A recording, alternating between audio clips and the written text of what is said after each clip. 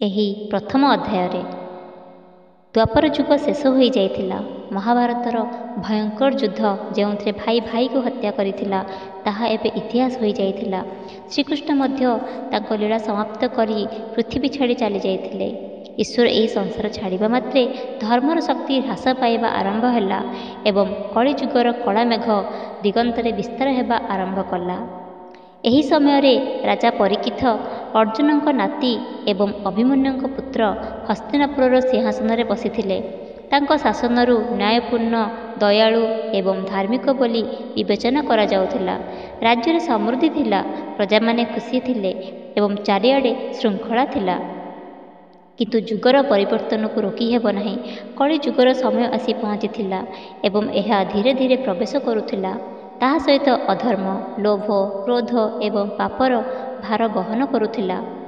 ଥରେ ପ୍ରତ୍ୟୁଷରେ ରାଜା ପରୀକ୍ଷିତ ତାଙ୍କ ମନ୍ତ୍ରୀ ଏବଂ ସୈନ୍ୟମାନଙ୍କ ସହିତ ଜଙ୍ଗଲକୁ ଶିକାର କରିବାକୁ ବାହାରିଥିଲେ। ସୂର୍ଯ୍ୟର କିରଣ ପୃଥିବୀରେ ବ୍ୟାପି ଯାଇଥିଲା। ଏକ ଶୀତଳ ପବନ ବହିଥିଲା ଏବଂ ପକ୍ଷୀମାନେ ଗଛ ଛାଇରେ ମଧୁର ଶବ୍ଦ କରୁଥିଲେ। କିଛି ସମୟ ଜଙ୍ଗଲରେ ବୁଲିବା ପରେ ରାଜା ଏକ ହରିଣର ପଛେ ପଛେ ଗଭୀର ଜଙ୍ଗଲକୁ ଗଲେ। ହରିଣଟି ପଳାଇଗଲା, କିନ୍ତୁ ବର୍ତ୍ତମାନ ରାଜା ଏକା ତୁଷାର୍ତ ଏବଂ ଭୋକିଲା ଥିଲେ। ତାପରେ ସେ ଦୂରରେ ଏକ ଆଶ୍ରମ ଦେଖିଲେ। ଶାନ୍ତ, ପବିତ୍ର ଏବଂ ତପସ୍ୟାରେ ମଗ୍ନ ସେ ଘୋଡ଼ାରୁ ଓହ୍ଲାଇ ପ୍ରବେଶ କଲେ। ଆଶ୍ରମରେ ଋଷି ଶ୍ରମିକ ଗଭୀର ଧ୍ୟାନରେ ବସିଥିଲେ, ଆଖି ବନ୍ଦ, ଶରୀର ସ୍ଥିର, ଯେପରି ସମାଧିରେ।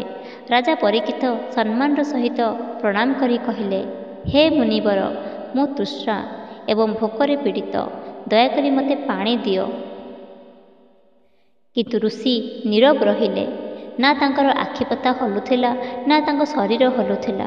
ସେ ତାଙ୍କ ଆତ୍ମାକୁ ବ୍ରହ୍ମାଙ୍କ ସହିତ ମିଶ୍ରଣ କରିଥିଲେ। ରାଜା ଏହି ନୀରବତାକୁ ଉଦାସୀନତା ବୋଲି ଅନୁଭବ କଲେ। ଏଠାରେ କଳିଯୁଗ ଯିଏ ପାଖରେ କୌଣସି ସ୍ଥାନରେ ଅଦୃଶ୍ୟ ଠିଆ ହୋଇଥିଲା। ମନେ ମନେ ହସିଲା, ଏବେ ରାଜାଙ୍କ ଧୈର୍ଯ୍ୟ ଭାଙ୍ଗିବାର ସୁଯୋଗ ଆସିଛି। ସେ ଯେପରି ରାଜାଙ୍କ କାନରେ ଫୁସ୍ଫୁସ୍ କରି କହିଲେ, ଦେଖ, ତୁମର ଅପମାନ ହୋଇଛି। ତୁମେ ହସ୍ତିନାପୁରର ରାଜା ଏବଂ ଏହି ମୁନି ତୁମକୁ ଅଣଦେଖା କରୁଛନ୍ତି। କିଛି କର। କ୍ରୋଧରେ ରାଜା ଚାରିପାଖକୁ ଚାହିଁଲେ। ଏକ ମୃତ ସାପ ଭୂମିରେ ପଡ଼ିଥିଲା। ସେ ସେହି ସାପଟିକୁ ଉଠାଇ ଋଷିଙ୍କ ବେକରେ ଲଗାଇଲେ। ତାପରେ ସେ ସେଠାରୁ ଏକ ବ୍ୟଙ୍ଗାତ୍ମକ ହସ ସହିତ ଫେରି ଆସିଲେ। କିଛି ସମୟ ପରେ ମୁନିଙ୍କ ପୁଅ ଶୃଙ୍ଗି ଆଶ୍ରମକୁ ଫେରି ଆସିଲେ। ସେ ତାଙ୍କ ପିତାଙ୍କ ବେକରେ ମୃତ ସାପଟିକୁ ଦେଖିଲେ। ତାଙ୍କ ଆଖି ଅଗ୍ନିରେ ପୂର୍ଣ୍ଣ ହୋଇଗଲା। ସେ ପାଣି ଉଠାଇଲେ, ମନ୍ତ୍ର ଉଚ୍ଚାରଣ କଲେ ଏବଂ କହିଲେ, ଯେଉଁ ଅହଙ୍କାରୀ ରାଜା ମୋର ତପସ୍ୱୀ ପିତାଙ୍କୁ ଅପମାନ କରିଛନ୍ତି, ତାଙ୍କୁ ସମସ୍ତ ଦିନରେ ତକ୍ଷକ ସାପ କାମୁଡ଼ିବ ଏବଂ ସେ ଶେଷ ହୋଇଯିବ। ଯେତେବେଳେ ଋଷି ଶ୍ରମିକ ଧ୍ୟାନରୁ ବାହାରି ଆସିଲେ, ସେ ତାଙ୍କ ପୁଅଙ୍କୁ ବୁଝାଇଲେ, ପୁତ୍ର, ଏହା ଠିକ୍ ନଥିଲା। ରାଜା ଭୁଲ କରିଥିଲେ, କିନ୍ତୁ କ୍ରୋଧରେ ଦିଆଯାଇଥିବା ଅଭିଶାପ ମଧ୍ୟ ପାପ। କିନ୍ତୁ ବର୍ତ୍ତମାନ ତୀର ଧନୁରୁ ବାହାରି ଯାଇଥିଲା। ଯେତେବେଳେ ରାଜା ଅଭିଶାପର ଖବର ପାଇଲେ, ସେ ତାଙ୍କ ହୃଦୟରେ ଗଭୀର ଅନୁତାପ ଅନୁଭବ କଲେ। ସେ ତୁରନ୍ତ ତାଙ୍କ ମନ୍ତ୍ରୀମାନଙ୍କୁ କହିଲେ, ଏବେ ମୋର ସମୟ ସୀମିତ। ମୁଁ ରାଜ୍ୟ ଛାଡ଼ି ଗଙ୍ଗା କୂଳକୁ ଯିବି ଏବଂ ମୋର ଶେଷ 7 ଦିନ ଭଗବାନଙ୍କ କାହାଣୀ ଶୁଣିବି।